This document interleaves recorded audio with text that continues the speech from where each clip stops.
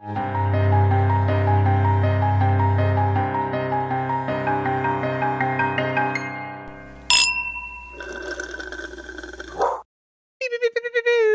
it to 2025. Oh, no, we didn't. We have 2024. God damn it.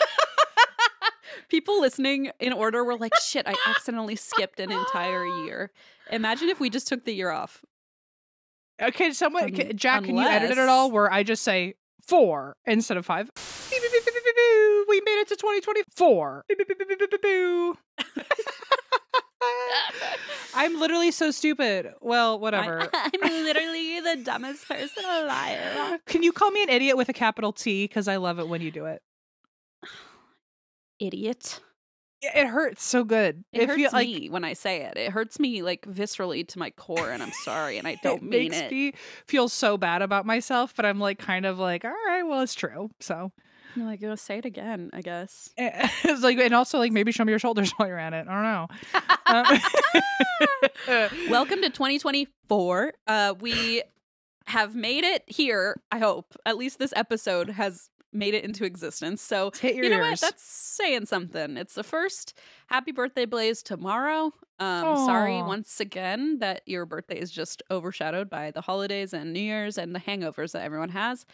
But happy birthday. I love you. And I hope I did something sort of nice for you today. Yeah. Tomorrow. You do. Do you feel like brainstorming? Anything he likes bourbon? It's just hard because like Christmas is such a big, obviously to do. And then his birthday is exactly a week later. And there's New Year's in between. And we have a wedding to go to out of state. So it's like, and then he's the kind of person who's like, it's fine. Just don't worry about my birthday. That's nice. But also I feel bad. I feel like he was just brought up to say that, like at this point. And he's the oldest. So it's like he's just kind of had to just live with that. And so I'm like, no. I don't accept that. No.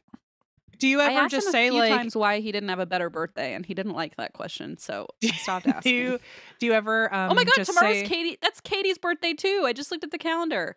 Oh. Katie, who does like a lot of behind the like basically helps steer the ship with Eva behind the scenes. Apparently, has the same birthday. Sorry, Katie. Why don't you have a better birthday, Katie? Why do you guys have such shitty birthdays? I feel like could you hold off on Christmas gifts and then just give him double gifts one year? Or so the fun part is I always overdo it on Christmas gifts anyway. So then I'm like, oh well, then I'll just pick half of them to wait a week. So it feels like, but then the rest of the year, it's like, well, shit. I don't really have opportunities to gift until our anniversary in October. June people are the luckiest because every 6 months you get a bunch of presents.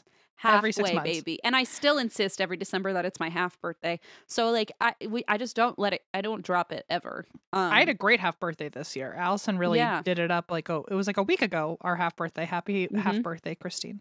Yeah, we talked about it briefly because you insulted me very deeply, and I said, well, I guess it's the day after my half birthday, so we're not celebrating me anymore. We're just talking about my many compulsions and tics. That was a twist of the knife, wasn't it? Yeah, but happy half birthday. So by the way, speaking of January 1st, even though we're very excited that it is a new year, currently as you hear this, we are in full-blown fucking panic mode because we are 11 days away from going back on tour. If you are in the US, specifically if you're in the Northeast, please go get tickets for our shows. This is the last opportunity you will have to see our On the Rocks tour before we come out with our new tour. This is the end. Oh. And we're saying, Em keeps saying East Coast, but we got Indianapolis. We have shows that are not on the East Coast. So if you're not on the East Coast, please still look and see if we're coming to your town. It's heavily Northeast, and I really but we officially have Salt Lake, we have Denver, we have Indianapolis, we have Chicago, we have Detroit. We have like half of them are not on the East Coast. Em has just created a narrative where they're all on the East Coast. Yep, but come to them anyway. Even if you live in Detroit and you're like, I don't live in New England, that's fine. But we are going to Salem. I mean, this is going to be the biggest finale hurrah of all time. I'm so fucking amped. We've sold out a few shows, but Some of them we have not quite sold out yet, so go check if we have tickets. We're also doing Minneapolis and Milwaukee, arguably the least East Coast cities that exist. So, check those out too. Come see us. It'll be a blast. The end. The end. Anyway. Okay. Anyway, what are you drinking? What is your first drink of 2024, Christine? Oh, I mean, right now I just have, oh my God, do you want to see my side table real quick? My trash pile du jour. Here's the trash pile. It's just beverages. Trash pile of beverages. This is the most Christine thing ever. It's just, bitch, you have ADHD. Like, that's literally. No, and they're all empty. And or that's moldy. ADHD. Go get a diagnosis. I can't stand you. Let's literally. I can't stand myself either. It's fine. I just can't. Oh my God. Who well, I am. I also usually have my army of cups that I have. I literally have a whole Tupperware that I just leave in my room sometimes so that I can just put all my empty cups in. See, but I should have systems like that in place. That's so smart. It's because I've had ADHD officially longer than you. So I've gamified it a little bit. But if you you just got to have a doom box for every room. Send me your hacks. I'll try, but you might lose the list. I'll have to send it to you through the phone. I will lose the list. Okay, let's be real. Anyway, okay. This is the episode where we read your stories that you sent in. And Eva sent them to us via via text message, and gave us an explanation. I think she feels like she has to explain herself every time she sends us stories, which I think we probably make her feel like she has to do that. We've instilled fear over the years. We have, yeah, and I'm sorry about that. But Eva said that these are sort of like tangentially related to different things we've said in different episodes. In my mind, as soon as she said it, I pictured the Charlie Day, like, red string web as the theme for this episode. Like, people said, oh, you mentioned this, and here's my story. It's almost like we're just connecting them all in a deranged remote web. Connections to our topics. Yeah, or whatever we've discussed. I don't even know yet, but we did not determine who goes first. Who do you want to go first, Em? I will. Okay, go for it. Okay, and for those wondering, I'm drinking water as our very first. Sorry, I have ADHD. Okay, I don't have time to ask you what you're drinking. Christine is drinking air out of her many empty cans, and I am drinking. Empty. It's not even good. It's not even helpful to have this many beverages because there's nothing in them except mold. And I'm drinking water out of my flower vase that I've turned into a cup. That's beautiful, actually. Thank you. I thought so too. I was like, she'd be a beautiful cup, even though she's a vase. And then I said, I'm gonna just drink out of her. And anything's a glass if you want it to be. Well, you're my little flower. She even has a little pitcher spout, and it's perfect for my mouth. Just goes right in. Do you pour it into your mouth, you weirdo? Also, this will be my first time saying it this year. Since I'm drinking water, everybody except Christine, take a drink of water, you thirsty little rats. I checked my beer, but that's empty too. Nothing. I appreciate the effort, Christine. And by effort, I mean you thinking about it. So thereof, yeah. All right, so I'm starting first. I'm loving the title. I am a lava specialist.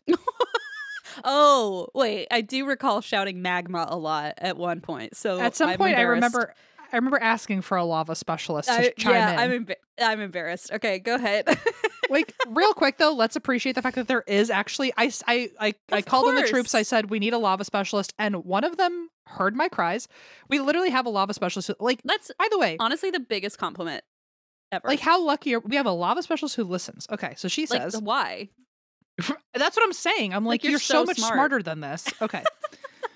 Okay, this is from Ray, who uses she, her pronouns. Thank you for normalizing pronouns.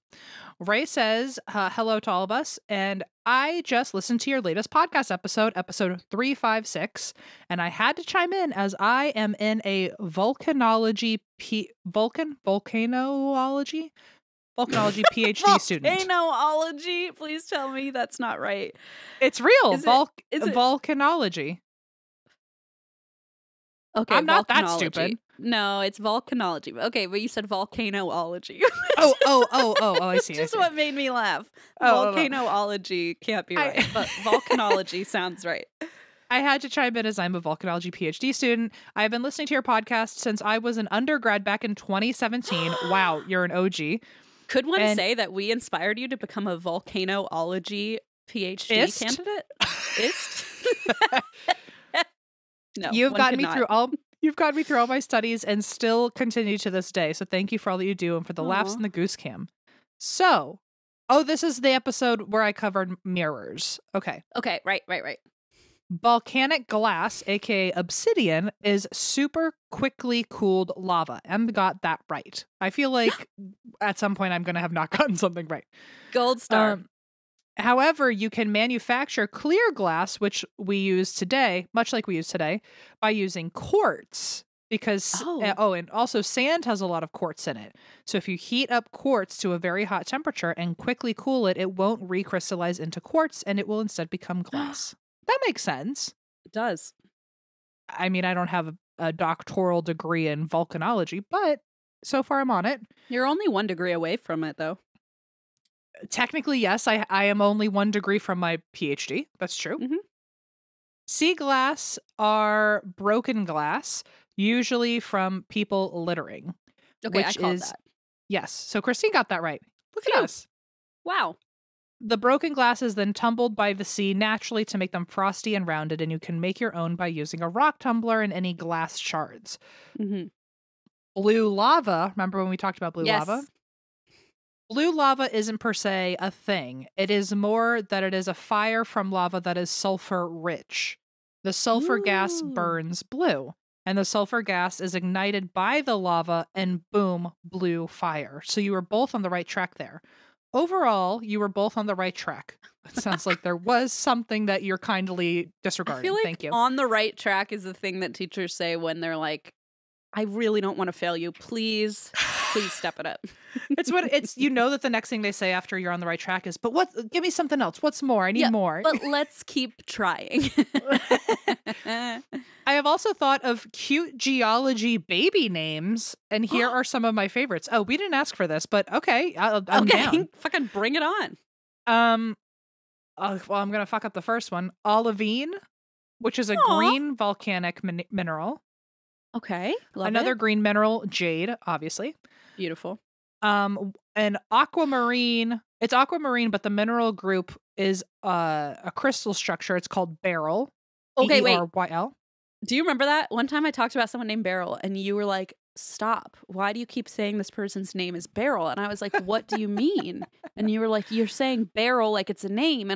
But the disconnect was I was reading it as Beryl. So in my head, it was sort of like Cheryl, but Beryl. But then, of course, you heard it as like a wine barrel or like a, bourbon barrel. So you kept being like, why do you keep saying Beryl so casually as if it's a name?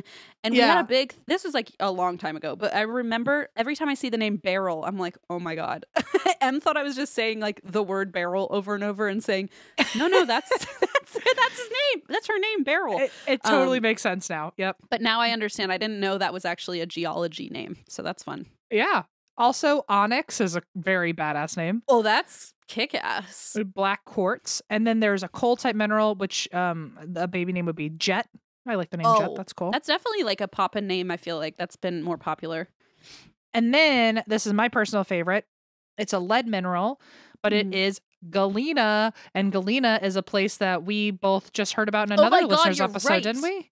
I was like, haven't I been there before? No, I've only dreamed of it. You and I want to go to Galena. Isn't that in Illinois? I feel like I literally a weird after that episode, with that place. After that episode, did I send you the Zillow link that I found? I think I did. I think you must have. Yes, you must have. It was a beautiful, beautiful home. Right on the corner, right next to like Main Street. Oh. Wait, no, maybe you didn't send me the Zillow. I don't think you did. Oh my God. You got to, and if you did, you got to resend it because she's got to be sold out by now. I'm literally scrolling through our texts. There are multiple pictures of both of our feet. Trying to find the Zillow link, and then I'm like, here's a picture of my bunion, and you said this is a definition of a red light district because Blaze bought these light bulbs that turn red for his melatonin. I don't know, fucking know. And so the picture is like, sorry, keep going. The picture is just like my feet bathed in red light. Like this looks like if somebody didn't know us and saw these, they were like, these people have a weird, freaky relationship. But I was just trying to show you my bunion. Oh, yes. By the way, I just sent you the link again to the Galena house. Is she not beautiful? Sorry, is she not? Loud. She's breathtaking. M? Like it's my house. Em, Like it's my house. this is like if you took what I want in a house, what you want in a house, and then put it in a random town called Galena. With cobblestone, let's not forget. It literally, like, I mean, is it not? It's everything. And, like, compared to Can we have LA, it? I could buy, like, 5 of her. I could. isn't that crazy? It's like the price alone is worth like that's the Schultz Fourth Manor. Hey, wait. What? Can I have a guest room? Yes, obviously. There's, like, 10 rooms in this. Can it be the Schiefer Schultz Manor? Schultz Schiefer Manor? You can text Allison about that. What? Hey, you and I said we were moving here. I didn't even include Blaze in this conversation. Oh, then yes, of course it's well. Hey, can it be Schultz Schiefer because your name is Schiefer? It's Schiefer Schultz on our book, and I always have to ask. Anytime I go to a store and I want to buy a copy of a Haunted Road Atlas, they ask who the author is, and I have to say Wait, are you Schiefer. serious? I can't even say my own name because they look up by the first author. Wait, so you're really? the main author. You're the main It's author just of our book. alphabetical. I know, but so can I have Schultz Schiefer for this? I found you the can house. have whatever you want. You said it's Schultz Fourth, so I'm already just sad that I'm not included. I thought this was like a you and me thing, but I guess I'll visit if you and Allison move there. I mean, it's Schultz Fourth. When I was actually for a second thinking about getting it, I was like, "That's I'm too good of a serious. deal." I thought when you said I sent you a Zillow link that meant, you know. But I get it. It's fine. If you want to uproot your slink family away. to Indiana or Illinois or wherever it is, let's go. Oh, is that what you're doing? I did have. There was a 24-hour period where I was like, I could just do it. Like, You what's know the that thing you I- always say? You're like, nothing matters. Nothing like, let's just matters. go. Let's just do Like it. literally one time I said to Blaze, actually this was probably a few weeks ago, I was like, what if we just moved somewhere really random? And he's like, I think about that a lot. And I was like, whoa. I was well, like, I think I found your house. This is the Schiefer like- Lampignali Manor right there. No. For real though. The Schlampagnali, thank you. No. Every now and then. Sorry, I was just still in my own like fantasy world where you and I had like a retreat where we met and did haunted things together. I think I was still in that mindset, so I just have to recalibrate my See, I view think of Galena. I don't didn't ever know think about. you had told Allison about it. I'll tell Blaze. We'll all four be excited about it together. I don't think about our fantasy house as anywhere other than the Conjuring house, though, because remember we were like, should we Yeah, get but it? that's like $1.5 million and everyone's obsessed with it. This is like its own retreat away from everything, you know? The And, home like, away from home. I see. Yeah. Yeah. Okay. I'm down with But that. you Let's found do that. it. So you're right. You found it. I'm not invading your it's a beautiful home. And maybe I'll find one down the street. Yeah, maybe you'll just move into the attic, and Maybe I I'll would move- allow it. Yeah, maybe I'll live Spider-Man up in the attic. You'll never know. You'll never know. Actually, that's way more fun. I'll do that. Anyway, Forget it. I'll I'm there's not going very. wink. Oh, I'm going wink. Let's do it. But I will say, I'm not going wink. I'll be in the attic, and you'll never know. Oh, I see. Yeah. Okay. I'll be surprised. Yeah. Anyway, so that's what we're gonna name our baby, right? Galena. Galena. We would have to. And that's Kremit's little sister, Galena. Kremet and Galena. That's beautiful. Can you imagine if we're walking down the street and someone's like, what are their names? Like, which would they wonder about more? Kremet and Galena Schlampagnali. Schultz Fourth Schlampagnali.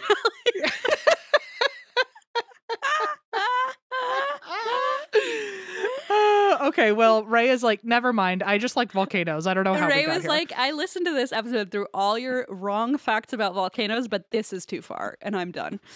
Anyway, thank you, Ray. That was lovely. You really sent us on quite a tangent there. So much. Okay, let me find mine. Oh my god, wait, sorry. So I just got onto I clicked the first one that you just read, and I scrolled to the bottom, and it says much love and rock on, and then there's a volcano emoji.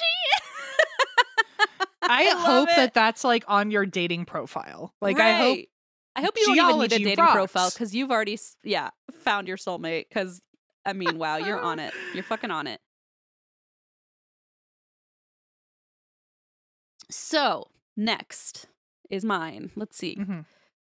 More green ghost sightings. This is from Lauren, she, her. And it says, hello. I was listening to your volume 86 listener episode and knew it was time to write in about a story I've been holding on to for a while. During that episode, someone wrote in about a lime green entity visiting them in the middle of the night. Remember? I think it was a priest or whatever. Oh, it was something religious. I think it was a priest. He like climbed into bed. Ugh. Firm pass.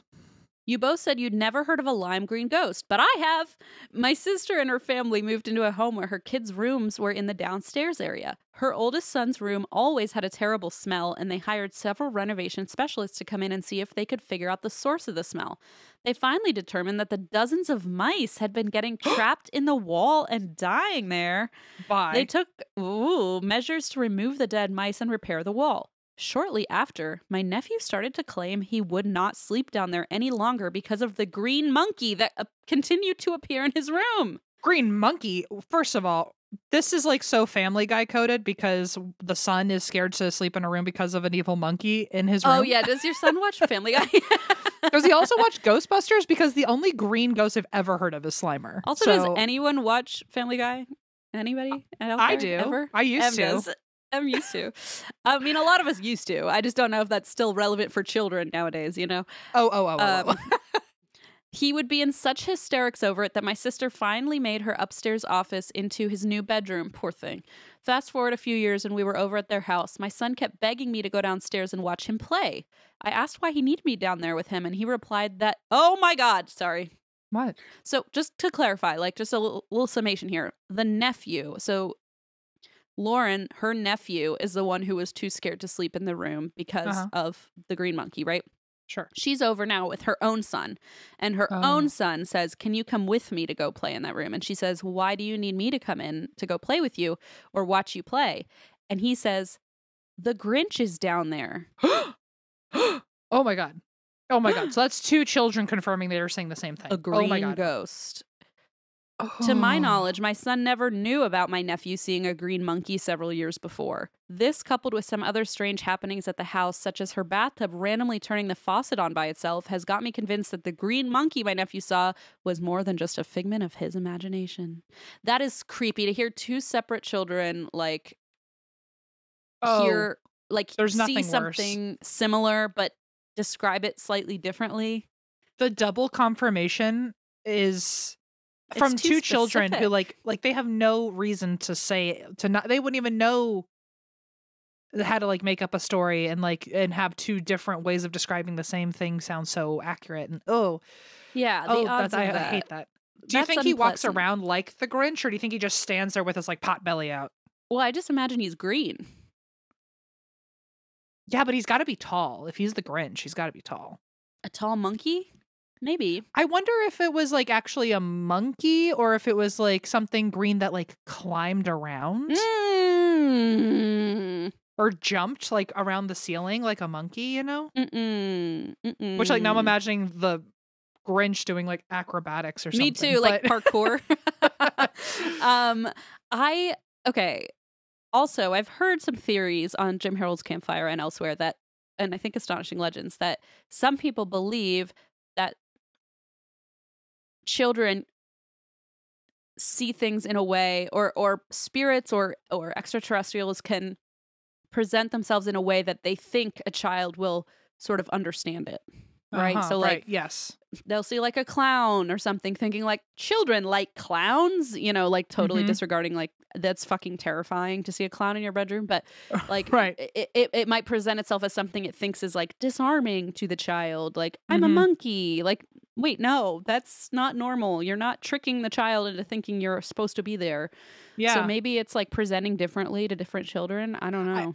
So that gives, I feel like this is one of those things where if like we were both high, we would have a really good conversation about this. Oh, right now, I could be. I don't know. You want me to? Kind of. No. would it be so fast acting that by the end of the sentence you've got something really insightful to say? Unfortunately not. I feel my like Delta 8 gummies take about an hour to kick in. So because if we're talking about like like what if this thing was trying to be somewhat comforting or more approachable to a kid, my first thought would be that this thing can know the inner workings of each individual person and know what's a safe thing for them, and it would show up as a different thing for each person. But this story makes it sound like I only know green, kind of silly moving.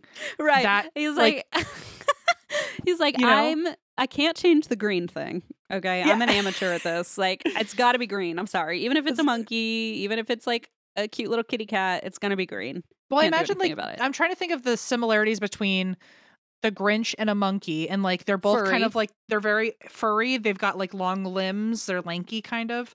Yeah. And they move about in like silly ways. So like I feel like this thing isn't trying to cater to everybody's needs. It like just has I agree. a look. You're probably right because You know? I agree with you because I feel like especially two little kids who don't totally understand And like haven't spoken to each other about it. right. And like a monkey and a Grinch, I mean, yeah, they're different, but like two little kids, we don't know how old they are, but say you're like, I mean, I don't know, my daughter's 2 and she'd probably say something looks like a monkey that doesn't, so Yeah. maybe that's just their understanding as children of like, that's the Grinch because it's green and furry. And that's the Which end of also it. like what the fuck kind of creature is Oh, out yeah. there By the way, supernaturally? what the fuck is that? It's like I'm sorry, but I have really gotten myself to think that the most ridiculous thing a ghost could look like is like it has a sheet over it. Yeah. Like that's but like I'm not prepared. Like if we were at like the Queen Mary and a fucking green No. furry monkey came in, Well, to be honest, even the That's sheet it I don't for think me. of. Like, I just think of like old timey dress, lady in white. Like, I'm like, if I Yes. see a ghost, it'll be an old timey lady or in like white. That's worst case the scenario, extent. it's a demon and it's like a full dark black cloud or something. Yeah, but I am right, a shadow. I've prepared for many things, but I have not prepared for the Grinch. Like I Not don't yet. know. I don't know what to do with that.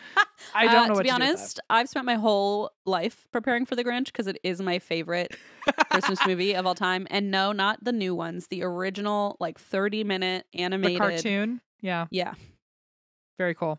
I like the obsessed. Jim Carrey one. I think it's one of the only ones where both the original and the reboot are both good separately. I just like can't. I don't like it, but I think it's because I'm so emotionally connected to the first one that I was like, I just can't. Are you a Do a Jim live Carrey action. fan? I feel like he's a polarizing man. Yeah, I mean, I don't dislike him, but I'm not like super. He had a real era. I like him. I find him funny. I just to me, I was like, it doesn't work for me as the Grinch. Like it's a different. I just had a very specific like Grinch.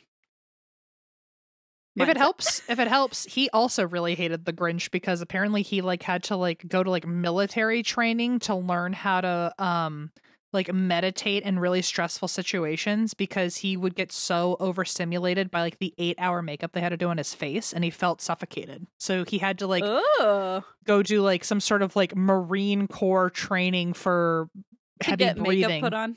Imagine Well, the other Marines are like, "Oh, why are you doing this?" He's like, "Well, because they're gonna put a lot of makeup on me backstage."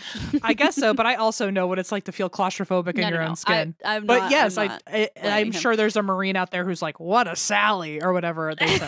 What a Sally. Jim, Okay. or like Kim. More like just Carrie. Am I right? That's good. Okay, that was good. That was good. We did good. We That's could good. just We did sign good. off now. I think. Let's hang up. I think that's a yes. Goodbye. All right, we got a third story. This is from. Let's see. This is from McKenna, who uses she, her pronouns. Thank you for normalizing pronouns. And the title really gets me cooking.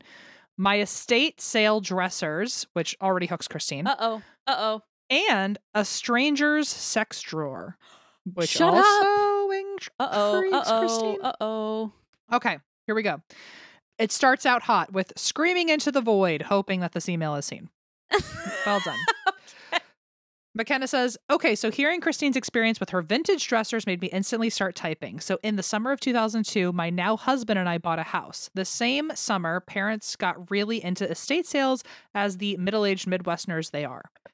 So one day at a sale, they found a really nice vintage dresser set. It was a good deal, so I told them to make the purchase. They then hauled them to their garage for safekeeping before our big move. So I start to clean them up in hopes of getting rid of that antique old smell that we all know and love. Cleaning them includes removing the retro floral contact paper, picture Love 70s orange and green florals, from the bottom of the drawers. The contact paper in some of the drawers has actually been adhered to the drawer while others just were laid in with the backing still on. So I'm taking the ones out that weren't stuck when I find a folded slip of paper underneath one. expecting. What's that? My dream to find like totally secret note. Again, it's the beginning of a movie. It is. Expecting some kind of religious reading, I was surprised to see the words coital posture diagrams. Okay. Girl. Hi, Barbie. Okay. My jaw is on the floor of my parents' garage. Now, because I'm cleaning this with my mom, I awkwardly laugh and say, what the fuck? My mom looks over and takes it from me and opens it up. She looks it over and goes, well, now I feel weird giving these dressers to you and Kyle as an engagement gift. She hands me the paper and it's covered in some of the, dare I say, most vanilla sex positions known to women. And the kicker for me, however, is that on the front it says, to be dispensed at discretion of doctor.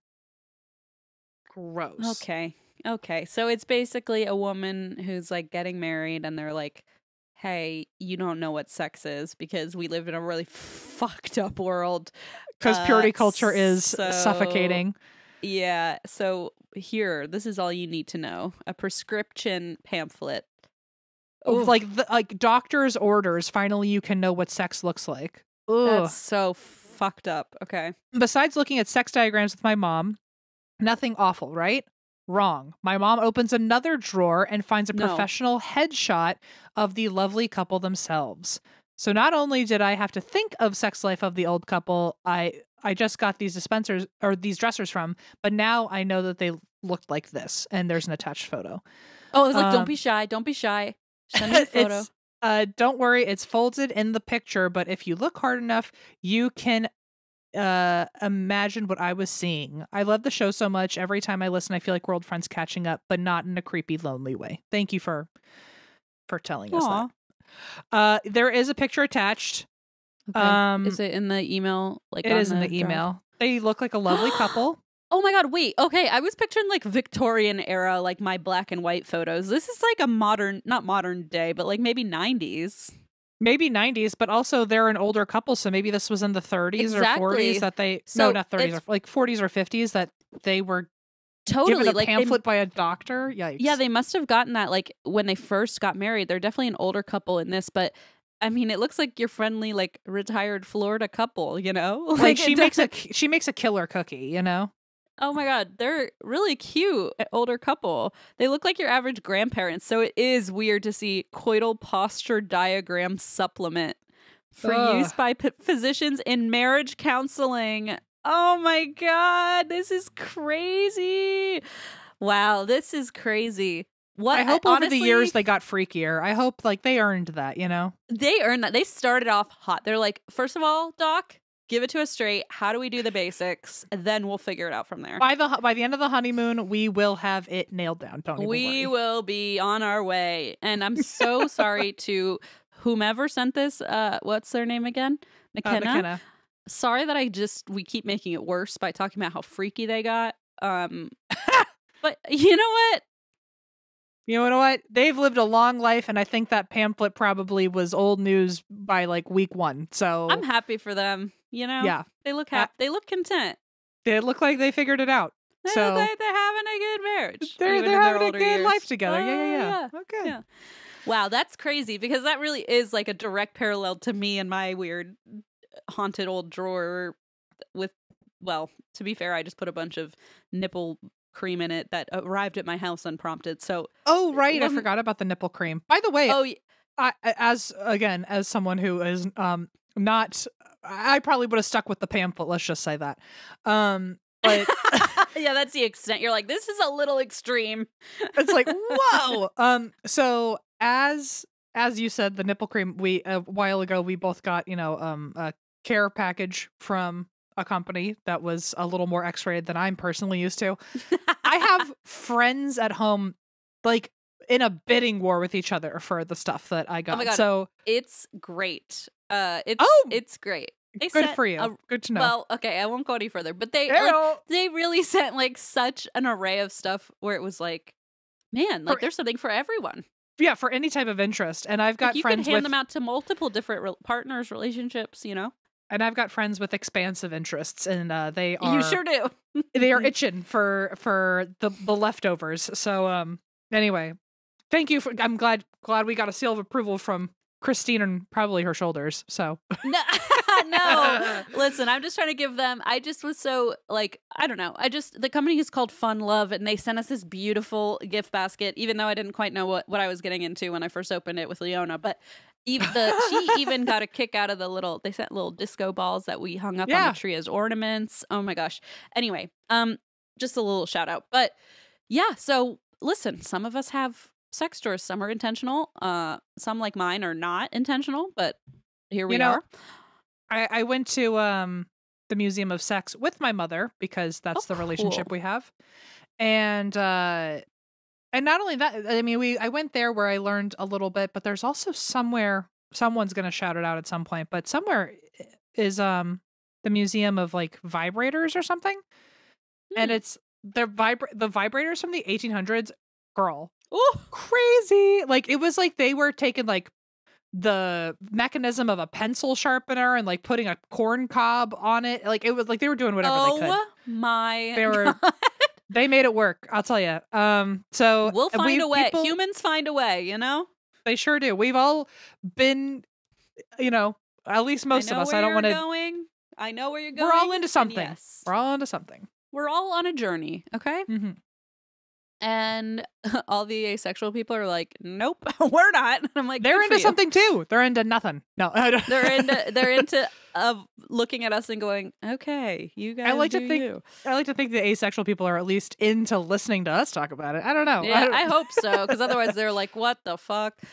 Okay, so I have a story here. This is from Gabby, she, her, and it's called The Campus Stalker. Oh dear. Good, great.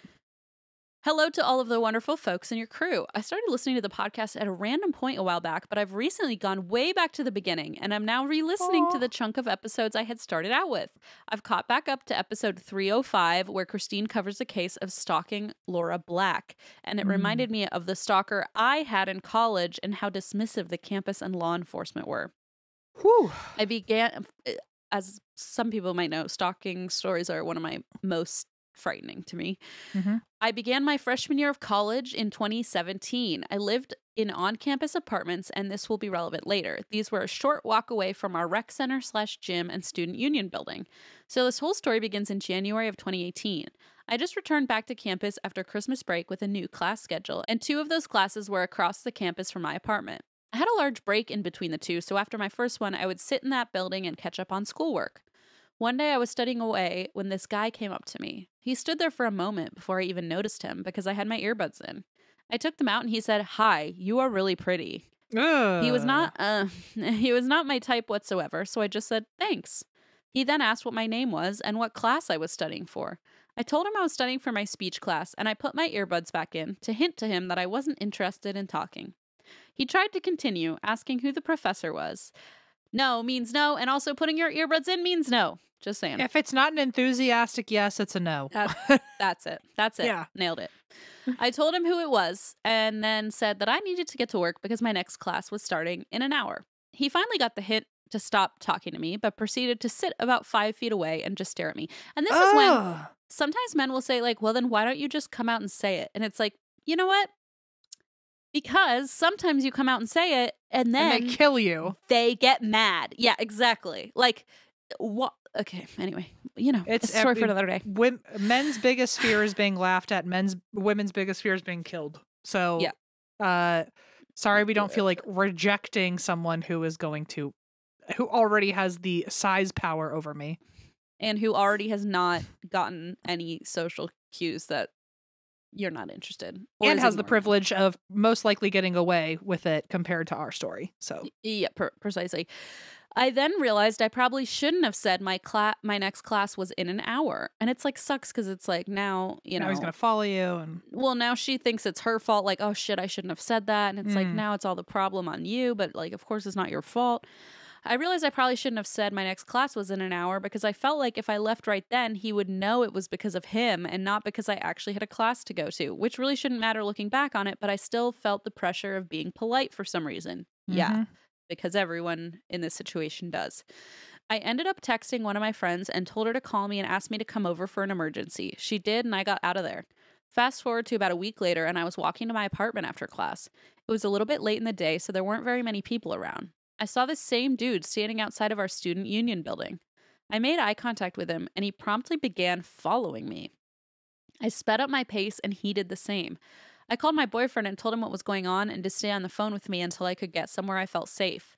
I didn't want to walk up to my apartment because then he'd know where I lived, so I walked straight to my car and began driving away from campus.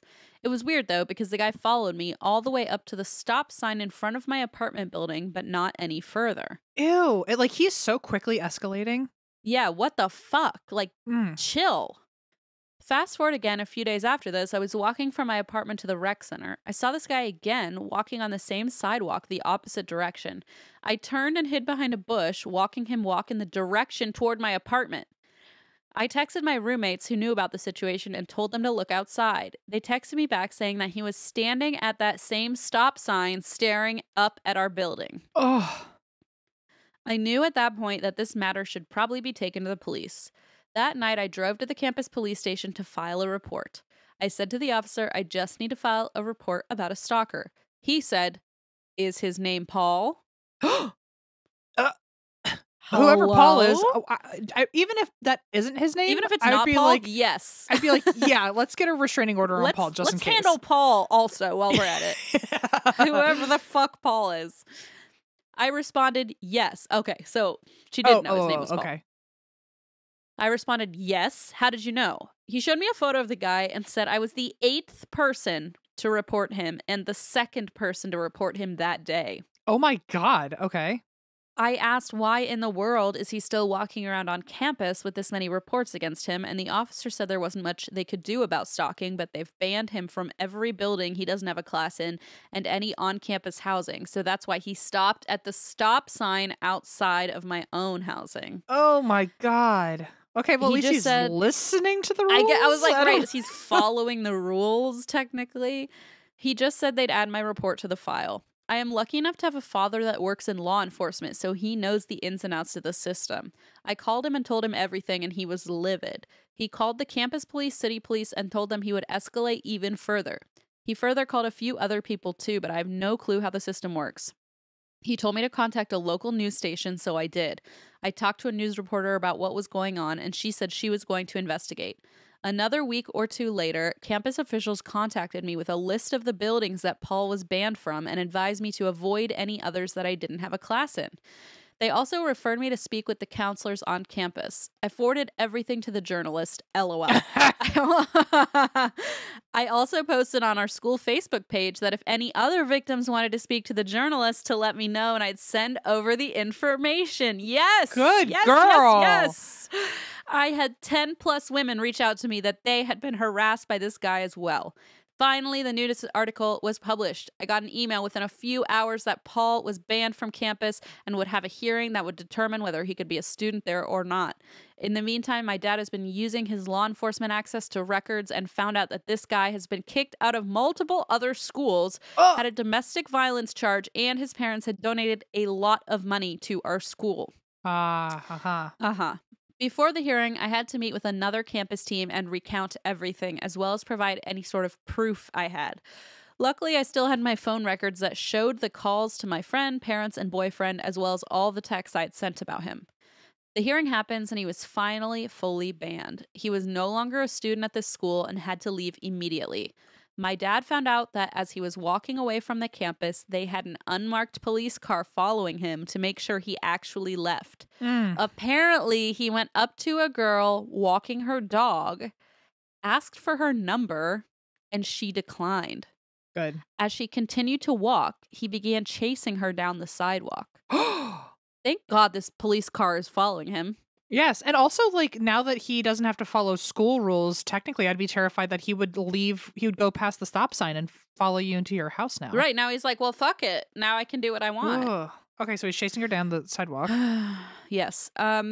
The police car lit him up and he was arrested. I can't find any other info about where he is at now, and the original news report has been taken down from the website.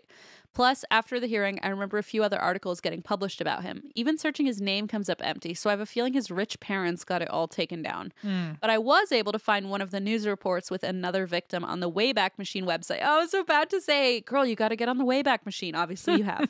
Smart girl.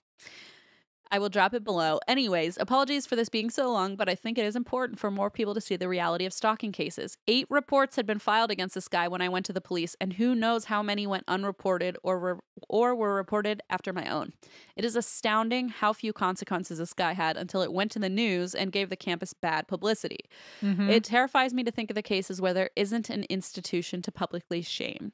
Thank you for your time and patience and for everything you all do. And then there's a link to the article that I will be checking out later. Wowza. Round of applause, too. If we yeah, Gabby, and your dad. Like, kick ass, you know? If we've learned anything today, it's that if you are at school and dealing with a stalker, you go not to the police, maybe to the police, but you go to a female journalist. That's what you do. Well, you report it, first of all, to everybody to say, I reported it. If nothing happens, because a lot of schools are getting better, I will say, not as maybe as well as they should be, but at least, you know, there might be a recourse available. At least get it on the record that you've reported this shit, right? Report it. If nothing happens, then fucking bring out the big guns. Call us. I don't know. We'll fucking call a woman. Nail the guy. Call a woman. A woman will fix it. Don't worry. A woman will handle it. Okay. Thank you so much. The next story is from another. Or call your dad. I feel like a lot of times a dad is like, fuck no, you know, because like they're men and they're like, I'll handle it. I can get shit done. And it's like, okay, well, fine. Use your powers for good, you know? See something, say something. If you have the power of a man, an adult man, you might as well use it for good. Or a woman. Well, a woman is probably going to use it for good. But I'm saying if you have a man with power and he's on your side, then fucking rope them in too. All right. The next story comes from another M who uses she, her pronouns. Thank you for normalizing pronouns. And the subject line is an odd small town to grow up in. As long as it's not Galena, I am excited. The story says, hi to everybody, and then says, I've been listening to you guys since about 2019 and expanded to listening Beach to Sandy this year too. And you guys are helping me get through, COVID lockdown. And more recently, my hour-plus commute to work. Now to why I'm writing to you. I was listening to episode 355, and after hearing Christine's portion, which was the DeFeo family murders, I felt like now was the time for my first write-in. Like Christine, I'm also a former Catholic school kid, and I went to the local Catholic elementary school in Amityville, New York. No. From kindergarten to 8th grade. One thing to know about Amityville is that it's the type of small town that no one ever leaves, and everyone knows everyone else's business. Growing up, many of my classmates and friends' parents had also grown up there and had been around the same ages as the DeFeo children. So we all were told about the tragedy that had happened at an early-ish age. We also learned that the story that the Lutz family gave was something to not joke around about, as it was disrespectful to the memory of the DeFeo family. Ooh. I was in 8th grade when the 2005 movie came out, and I remember the teachers at school sitting us all down to talk about the murders versus what would be in the movie. How wild is that your teachers can give you their own personal lecture on so close to home, yeah. It was fairly common to be walking around or riding bikes with friends on the weekends or during the summer and then suddenly have a car pull up to you and ask for directions to the house. Because you live in a famous town now. Yeah. Most people would give nonsense directions. That's what I was going to say. I would try to give nonsense directions, and then people would be like, Christine, you led them straight there. Like, my sense of direction is so bad, I'd be like, it's that way. Fooled them. And it would be exactly that way. Most people would give nonsense directions, hoping the people in the car would get hopelessly lost, though some people would see how much money they could make taking them directly to the house. Someone I know made close to $500 one summer. Oh my God. You know what? The fuck? It's a side hustle, baby. If you can't beat them, join them. So I guess so. But you also got people who, well, I'll be nice and say they weren't in the best state of mind, which that makes so much sense. I've never even considered that. Yeah. Okay. A guy in his 30s almost beat up a younger sibling of mine when that sibling was about 12 because the house wasn't the one he thought it was. It was a regular private residence versus an attraction like he thought. So basically, Wait, he what? thought he thought he could go like on a tour of this place. He didn't know he could only just stand outside and look at the house. Oh, but why did the sibling get beaten up? Because I think the sibling took him there to see the house. Oh. And the guy felt misled thinking like, "Oh, it's going to be an attraction." Oh, I see. Oh, shit. Which I never even considered that there would be like fucking unstable people going to houses like this. Yeah, you sure. know? Like wanting to see it and acting out. Yeah.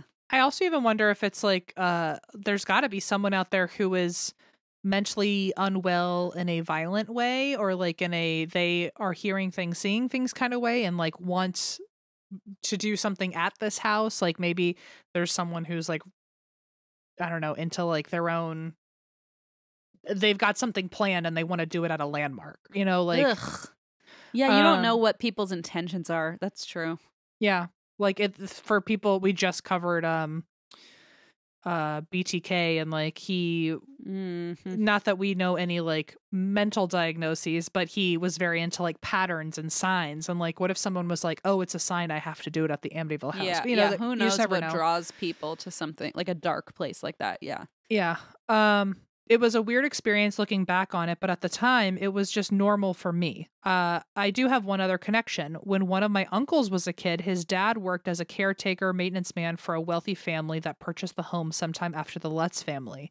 My uncle was in the house all the time and has always said it was just a regular house. Due to all this, I have some pretty strong feelings about the haunting part of it, and my friends now all know this as one of my soapbox topics that I will always rant about at the slightest mention.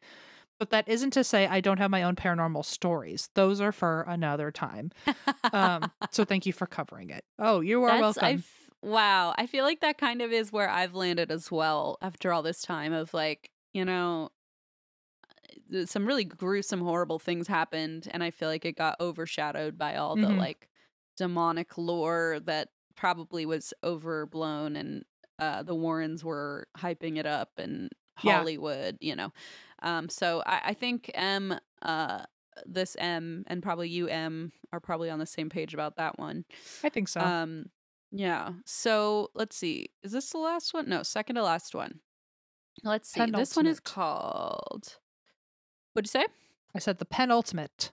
Oh, penultimate. Oh, that's a great word. Okay. So this one is called, time travel. Help, please. I'm going to help a time traveler. Oh my God. Okay. Okay, I wouldn't get ahead of yourself. You're going to try to help a time traveler. Oh. Let's put it that way. Okay. I mean, maybe you will. Maybe you will. No, you know what? I'm not giving you enough credit. You're going to fucking knock this out of the park. Okay. I know. This is from Lily She Her. And again, the subject is alarming. It's time travel with 3 question marks. Help, please. I'm so excited. It goes. Alrighty, motherfuckers. Settle in. It's gonna be a doozy. Love you guys. Love the podcast. Okay, so I live in Hobart, Tasmania, Australia. In Hobart, there is a massive river that runs straight down the middle of the city, connecting the suburbs on either side as the Tasman Bridge. So my story starts when I was a kid, like 10 or 11 years old, and my class went on a little excursion to walk across the bridge. Yay, what fun for a grade 5 kid. Anyways, when we walked across this bridge, we would signal to all the cars that drove past to beep their horns. Okay, actually, I think this would be really fun for me in 5th grade. It'd be so fun. Right? I'm actually way into that, but whatever. I remember very clearly that no cars were falling for our meticulous manipulation to get people to honk their horns to entertain a group of 11-year-olds, except for one. It was a beat-up white Toyota, and I remember feeling very excited because the same car had J, L, and O in the number plate, and that meant I could sing Jenny from the Block.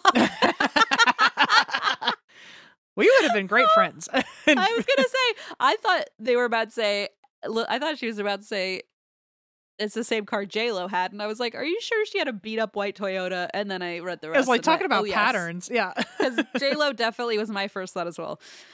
And that meant I could sing Jenny from the Block obnoxiously loudly for the rest of the day. Okay, so fast forward to a few days ago. I'm on my drive to work, going over the bridge, that bridge, and I see a group of kids wearing my old school uniform on an excursion walking across the bridge. So I beat my horn at them.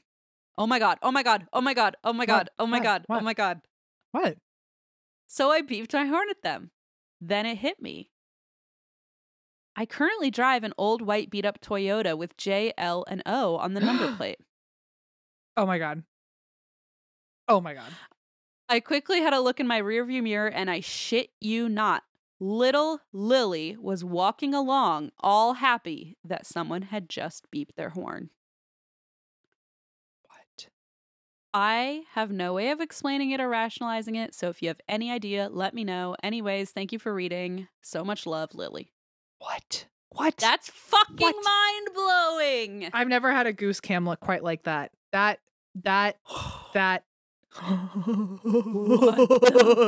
Whoa. You time slipped yourself twice. So that was our first call-in, I think, from a glitch in the Matrix that involves some time travel. A doppelganger, time travel, multi-dimensional. I mean, what the fuck? Entire body created new goosebumps to go on top of the other goosebumps. You were a one big goose cam. Oh my God, that's the coolest story. Wow. That is... Well, wrap it up, Eva. Crazy. Let's go. Nope, we have one more, unfortunately, and I hope this person doesn't feel... Oh my God. We haven't read the next one, but I'm sure it'll be just as good. I don't know, man. This is pretty good because this is from Anonymous. Not the group, but a person. Whoa. Can you imagine? Heavy hitters. Can you imagine if the next one was, we know about the glitch in the Matrix. We know about J-Lo. We know about Lily. Okay. We've already deleted it from your recording. This will fuck you up, Christine. Don't read along. I know you like to read along. Don't read along. No, I don't read along. I don't. Because you yelled at me in 2017. I've never done it again. Okay. Well, you're gonna get a kick out of this because this is from Anonymous. He uses they, them pronouns. I love that. Gender neutral also means discreet. I love it. Yes, it does. It means mystery. Mystere. Subject, government listener. The fact that, okay, we have a lava specialist and someone from the government who listen in. Please, are we supposed to be asking for their attention more often? Go read a book. We're beneath you for sure. Okay. Go read a book like you do every other second you're not listening to this podcast. Go work for the government and learn about volcanology. Okay. Here we go, Christine. You're going to love it. I'm ready. I'm listening to episode 349 while cleaning my house and I can see my partner on the couch. They keep widening their eyes and pursing their lips like they want to interject. They are an intel analyst, subject matter expert. An SME said SME. They're a SME. An intel analyst, subject matter expert. Do we know what the topic was? I don't remember that episode. Or does it matter? I think we're about to figure it out. Oh, okay. With 20 years experience in the Air Force Space Command. Uh-oh. They have contributed to Project Blue Book. Oh my God. They have a lot to say about aliens, including that they can't say whether we do or don't have evidence of them at Area 51. Yes, they worked on a project at Area 51. Unfortunately for me and you, they can't talk about really anything to do with their job or past. Sorry for the super vague message. I just don't know what is okay to say online. My partner and I love the podcast, and they especially love when you cover government conspiracies. They say it's very endearing to hear people talk about and interpret the declassified info when they don't have the actual complete answers. Okay, we are... Someone who has worked in Area 51 and on Project Blue Book listens to this fucking show. What? All right, Eva, pack it up. We're done. It's a little scary. I also love that note at the end. They find it really endearing when you are an idiot and don't know anything about the government conspiracy. They just find it really endearing when you try to interpret declassified info and don't actually know any of the answers. Glad we can be cute. I do. I mean, I'm fine to be told I'm endearing and that's it, but.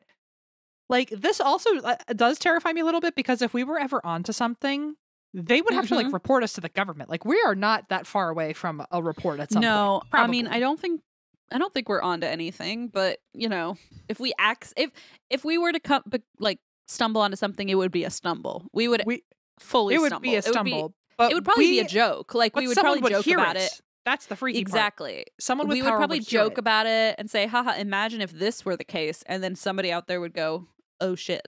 But also the fact that it was the Project Blue Book episode. It was like a 101. Let's be clear. Like, I don't think I did any outrageous research here. No. But the fact that someone who worked on Project Blue Book was making facial expressions that they had opinions about it, it means I was either really good or I fucking sucked. No. I really wonder the way. Can I go into the email now just to read the verbiage? Okay, so like they said, let's see. Widening their eyes and pursing their lips like they want to interject. That makes me feel like, they're onto something. But that makes me feel. I'm not trying to say I'm a genius over here. I'm just saying maybe my research is okay. It's clearly worth talking about. It's worth discussion. I mean, a person who works at Area 51. I mean, I was reporting on Project Blue Book, and this person, I don't know if it was a he or she or they, but they worked on Project Blue Book and they're listening to my episode. Okay, oh my God. No. But listen, a person who worked at Area 51 thoroughly enjoys our show overall, which is already like, do you know what I mean? Like, that's the accomplishment. It's like, not even just that episode. Like, they clearly like it enough to listen, whether we say things that are correct or incorrect. That's so nice. I was gonna go full. I love the podcast. I was gonna go full panic spiral. You really calmed me down there. Oh no. I mean, it says my partner and I love the podcast. They especially love when you cover government conspiracies. So just so nice. That is such a good a compliment and an encouragement to keep going. Oh. Well, hey, talk about a great way to start 2025. What? I mean for.